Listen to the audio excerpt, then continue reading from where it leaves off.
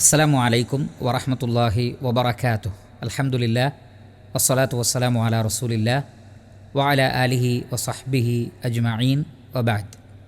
പ്രിയമുള്ള സഹോദരങ്ങളെ, ദിക്റുകളുടെ പ്രാധാന്യം നമുക്കൊക്കെ അറിയാം.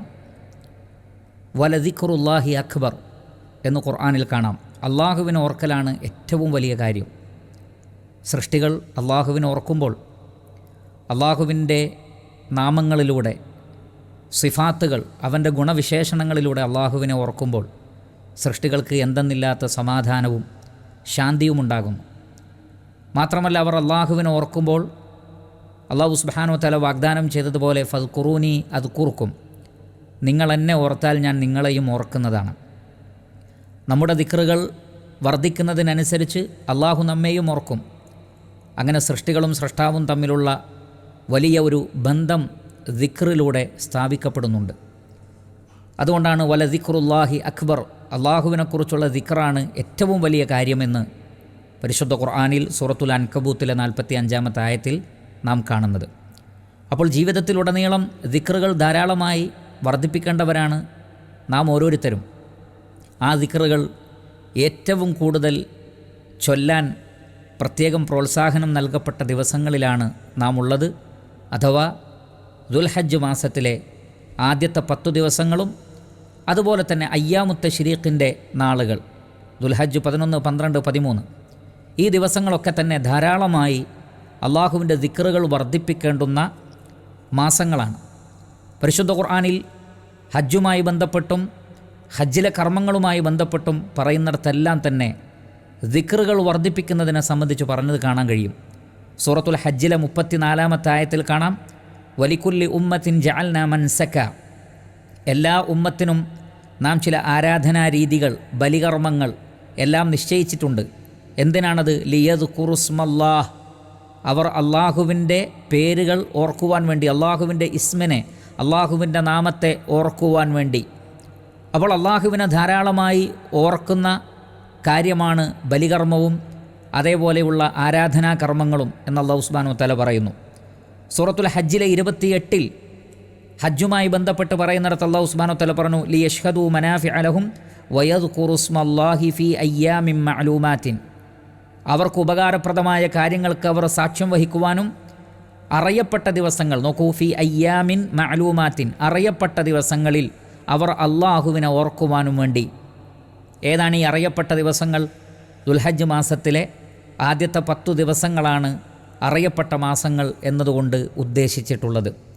അതേപോലെ തന്നെ സൂറത്തുൽ ബഖറയിലെ 203-ാമത്തെ ആയത്ത് നോക്കൂ, വദ്കുറുല്ലാഹ ഫീ അയ്യാമിൻ മഅദൂദാത്തിൻ, എണ്ണപ്പെട്ട ദിവസങ്ങളിൽ നിങ്ങൾ അള്ളാഹുവിനെ ഓർക്കുക. ഇതുകൊണ്ട് ഉദ്ദേശിക്കുന്നത് അയ്യാമുത്ത ശരീഖിൻ്റെ ദിവസങ്ങളാണ്. ദുൽഹജ്ജ് 11, 12, 13 ദിവസങ്ങൾ. ആ ദിവസങ്ങളിലും അള്ളാഹുവിനെ ഓർക്കുവാൻ വേണ്ടി അല്ലാഹു സുബ്ഹാനഹു വ തആല പറയുന്നു.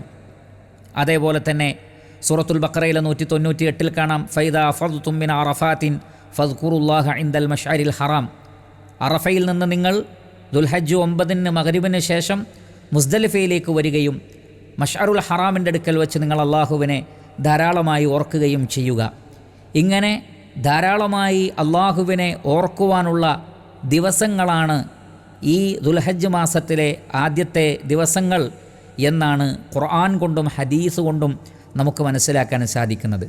ഇമാം അഹ്മദ് റഹ്മത്തുള്ളാഹി അലൈഹി അദ്ദേഹത്തിൻ്റെ മുസ്നദിൽ ഉദ്ധരിക്കുന്നു, അബ്ദുല്ലാഹി ഇബ്നു ഉമർ റളിയല്ലാഹു അൻഹു പറയുകയാണ്, റസൂലുള്ളാഹി സ്വല്ലല്ലാഹു അലൈഹി വസല്ലമയിൽ നിന്ന് ഉദ്ധരിച്ചുകൊണ്ട്, മാ മിൻ അയ്യാമിൻ അഅ്ളമു ഇൻദല്ലാഹ്, അള്ളാഹുവിൻ്റെ അടുക്കൽ ഏറ്റവും മഹത്വമേറിയ ദിവസങ്ങൾ, വലാ അഹബ്ബു ഇലൈഹി, അതേപോലെ തന്നെ അള്ളാഹുവിന് ഏറ്റവും ഇഷ്ടമുള്ളത് എന്ത്? അൽ അമലു ഫീഹിന്ന, ആ ദിവസങ്ങളിലുള്ള പ്രവർത്തനങ്ങൾ എന്ന് പറഞ്ഞാൽ അള്ളാഹുവിന്, അല്ലെങ്കിൽ അള്ളാഹുവിലേക്ക് ഏറ്റവും ഇഷ്ടമുള്ള സൽപ്രവർത്തനങ്ങൾ, അള്ളാഹുവിന് ഏറ്റവും ഇഷ്ടമുള്ള ദിവസങ്ങൾ, അള്ളാഹുവിൻ്റെ അടുക്കൽ ഏറ്റവും മഹത്വമേറിയ ദിവസങ്ങൾ മിൻ ഹാദിഹിൽ അയ്യാമിൽ ആശുർ, ഈ ദുൽഹജ്ജ് മാസത്തിലെ ആദ്യത്തെ 10 ദിവസങ്ങളാണ്.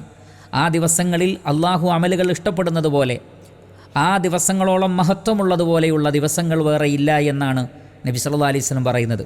അതുകൊണ്ട് എന്ത് ചെയ്യാനാണ് പ്രവാചകൻ പറഞ്ഞത്? ഫഅക്സിറൂ ഫീഹിന്ന, അതുകൊണ്ട് ഈ ദിവസങ്ങളിൽ, ദുൽഹജ്ജ് മാസത്തിലെ 10 ദിവസങ്ങളിൽ നിങ്ങൾ വർദ്ധിപ്പിക്കണം മിനത്ത് തഹ്ലീലി, അഥവാ ലാ ഇലാഹ ഇല്ലല്ലാഹ് എന്ന ദിക്ർ, വത്തക്ബീർ, അല്ലാഹു അക്ബർ എന്ന ദിക്ർ, വത്തഹ്മീദ് അൽഹംദുലില്ല എന്ന ദിക്ർ. അപ്പോൾ ഈ ദിക്റുകൾ വർദ്ധിപ്പിക്കുക. അതിൻ്റെ കൂടെ മറ്റെല്ലാ ദിക്റുകളുമാകാം. ലാ ഹൗല വലാ ഖുവത ഇല്ലാ ബില്ലാ എന്നുള്ള ദിക്ർ അതിൻ്റെ കൂടെ ആവാം. സുബ്ഹാനല്ലാഹ് എന്ന ദിക്റാകാം.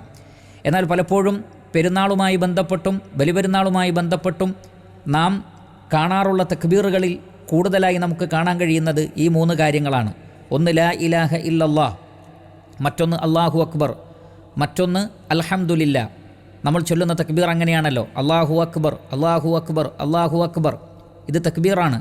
ലാ ഇലാഹ ഇല്ലല്ലാഹ് അത് തഹ്ലീലാണ്. അല്ലാഹു അക്ബറു വലില്ലാഹിൽ ഹംദ് അത് തഹ്മീദാണ്. അപ്പോൾ ഈ ഒരു തക്ബീർ, ആ തക്ബീറുകൾ ധാരാളമായി നമുക്ക് വർദ്ധിപ്പിക്കാം. അത് പെരുന്നാൾ ദിവസത്തിൽ മാത്രമല്ല, മറിച്ച് നമുക്ക് ഹദീസിൽ കാണാം. ഇമാം ബുഖാരി റഹ്മത്തുള്ളാഹി അലൈഹി അദ്ദേഹത്തിൻ്റെ സ്വഹീഹിൽ തഅലീഖായി ഇബ്നു ഉമർ റളിയല്ലാഹു അൻഹുവിൽ നിന്ന്, അതേപോലെ അബൂ ഹുറൈറ റളിയല്ലാഹു അൻഹുവിൽ നിന്നൊക്കെ ഉദ്ധരിച്ചുകൊണ്ട് പറയുന്നു, അന്നഹുമ ഇവർ രണ്ടുപേരും, അഥവാ അബൂ ഹുറൈറ റളിയല്ലാഹു അൻഹു അതേപോലെ തന്നെ ഇബ്നു ഉമർ റളിയല്ലാഹു അൻഹു, അന്നഹുമ കാന യഖ്റുജാനി ഇല സൂഖി അയ്യാമൽ ആശർ ഫയുകബ്ബിറാനി വയുകബ്ബിറു നാസു ബിതക്ബീരിഹിമ. ഈ ദുൽഹജ്ജ് മാസത്തിലെ ആദ്യത്തെ 10 ദിവസങ്ങളിൽ അവർ അങ്ങാടികളിലേക്കും മറ്റും പുറപ്പെട്ടാൽ അവിടെ വെച്ച് തക്ബീറുകൾ ചൊല്ലാറുണ്ടായിരുന്നു. അവർ ചൊല്ലുന്നത് കേൾക്കുമ്പോൾ മറ്റുള്ളവരും തക്ബീറുകൾ ചൊല്ലാറുണ്ടായിരുന്നു. എന്ന് പറഞ്ഞാൽ അവർ ചൊല്ലി മറ്റുള്ളവർ ഏറ്റുചൊല്ലുക എന്ന അർത്ഥത്തിലല്ല, അവർ തക്ബീർ ചൊല്ലുമ്പോൾ മറ്റുള്ളവർക്കും ഓർമ്മയാകും, അവരും തക്ബീർ ചൊല്ലും.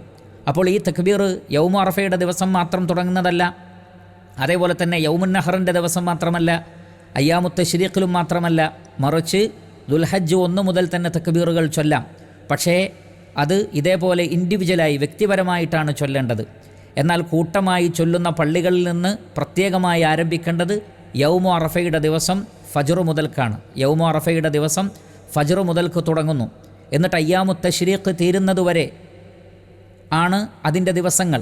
11, 12, 13 അസർ നമസ്കാരം കഴിയുന്നതുവരെ അവിടെ നമുക്ക് പള്ളികളിൽ വെച്ചും മറ്റും ഔദ്യോഗികമായി തന്നെ തക്ബീറുകൾ ചൊല്ലാവുന്നതാണ്.